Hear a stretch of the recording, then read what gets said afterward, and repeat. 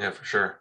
That kind of makes me think, like, you're talking about fairway woods off the tee and off the turf. Are you testing? Is there a way to test for different lies? Like, say for instance, like an uphill lie or downhill side left to right. Is there any way to do that?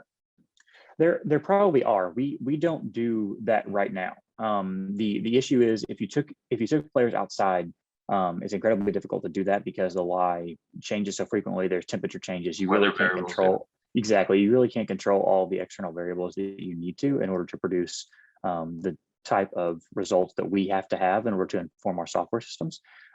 There are some uh, platforms, I believe, that do allow you to incline on in indoor kind of mat testing sites. And I think further down the road, we're going to look into those.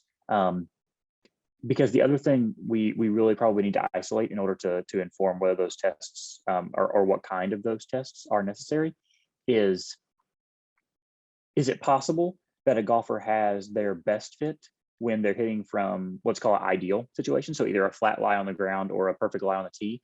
Um, is that perfect fit not their best fit in those other lies? So is it possible that a fairway wood is better on from a downhill lie than it was from a flat lie for a specific golfer? And that's possible. We don't have the answer to that yet. So it's we need to we'll have to think strategically about how we're going to design those experiments such that we'll be able to pull out those things. One example could be after we finish fairway tests to see which fairway wood tests as the best for a specific player, give them that fairway wood, give them one that tests, let's say, in the middle of the road for that player, give them that fairway wood also, put those two fairway woods in those two specific builds in those different combinations of lies, and then see how their performance changes in those different things. That would go a long way towards informing, if that's a variable that we also need to be evaluating and then delivering to people.